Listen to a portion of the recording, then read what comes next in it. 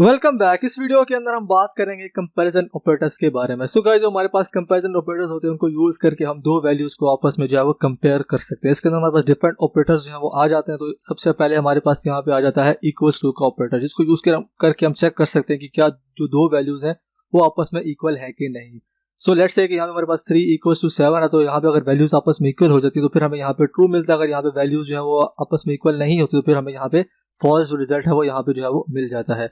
उसके बाद है हमारे पास नॉट इक्वल टू ये करता है कि हमें चेक करना है कि क्या कुछ वैल्यूज आपस में इक्वल टू नहीं है, तो उसके लिए हम यहाँ पे नॉट इक्वल टू का जो है वो यहाँ पे यूज कर सकते हैं। सो यहाँ पे हमने लिखा है 3 = नॉट इक्वल टू 3, तो यहाँ पे जो कंडीशन होगी वो यहाँ पे जो है वो फॉल्स हो जाएगी, मतलब कि जो 3 है वो 3 के इक्वल है। तो यहाँ पे जो हमें रिजल्ट मिलेगा वो हमें यहाँ पे जो है वो फॉल्स मिल जाएगा।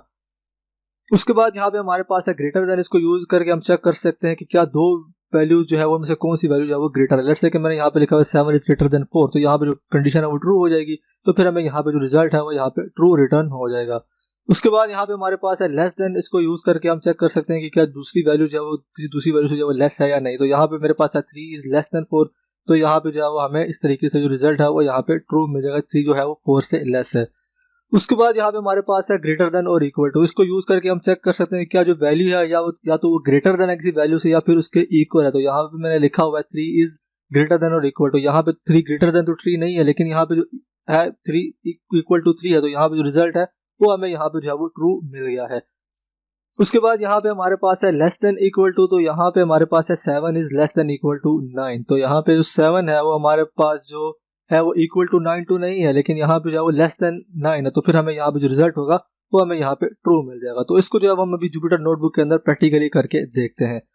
तो गाइस, तो मैं जुपिटर नोटबुक के अंदर आ गया, तो यहाँ पे लेट्स से कि मेरे पास कुछ वैल्यू है, चेक करना चाहता हूँ क्या वो इक्वल है कि नहीं। तो मैं यहाँ पे कर लेता हूँ 4 = 4, तो मैं यहाँ पे से एंटर करूंगा, तो यहाँ पे आप देख सकते हैं कि यहाँ पे जो रिजल्ट है वो हमें यहाँ पे जो है वो ट्रू मिल गया है। इसी तरह यहाँ पे मैं कर लेता हूँ 4 = 6, तो यहाँ पे जो रिजल्ट है वो भी हमें यहाँ पे जो है वो फॉल्स मिल गया है। इसके बाद जो अगला ऑपरेटर है वो हमारे पास नॉट इक्वल टू, तो मैं यहाँ पे कर लेता हूँ 2 = नॉट इक्वल टू 3, तो यहाँ पे जो है वो मैं 3 लिख लेता हूँ, तो यहाँ पे जो रिजल्ट है वो हमें ट्रू मिलेगा, क्योंकि जो 2 है वो नॉट इक्वल टू 3 है। अगर मैं यहाँ पे कर लेता हूँ 2 = नॉट इक्वल टू 2, तो यहाँ पे जो रिजल्ट है वो हमें फॉल्स मिलेगा, क्योंकि जो 2 है वो 2 के इक्वल है। उसके बाद यहाँ पे हमारे पास आ जाता है ग्रेटर देन, तो मैं यहाँ पे चेक कर लेता हूँ। लेट्स से कि मेरे पास यहाँ पे है 2 = ग्रेटर देन 4, तो यहाँ पे मैं इसको एंटर करूंगा, तो यहाँ पे आप देखेंगे जहाँ भी रिजल्ट है वो हमें यहाँ पे फॉल्स मिल रहा है, क्योंकि यहाँ पे जो 2 है वो ग्रेटर देन 4 है। अगर मैं यहाँ पे कर लेता हूँ 2 = ग्रेटर देन 1, तो यहाँ पे जो रिजल्ट है वो हमें यहाँ पे ट्रू मिलेगा। इसके बाद है हमारे पास लेस देन, तो मैं यहाँ पे कर लूंगा 5 = लेस देन 6, तो यहाँ पे जो रिजल्ट है वो हमें यहाँ पे ट्रू मिलेगा। इस तरीके से हमने चेक कर लिया कि दो वैल्यूज कौन सी जो है वो लेस है, तो यहाँ पे 5 लेस है, तो हमें यहाँ पे जो है वो ट्रू मिल गया है।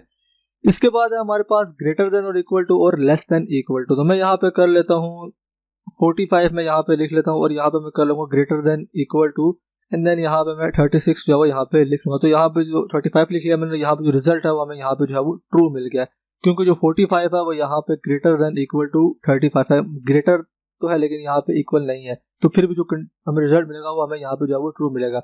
लेट्स से कि मैं यहाँ पे लिख लेता हूँ 45, तो यहाँ पे फिर भी हमें जो रिजल्ट है वो यहाँ पे ट्रू मिलेगा, क्योंकि जो 45 है वो इक्वल टू 45 है, तो फिर हमें जो रिजल्ट है वो यहाँ पे ट्रू मिल रहा है।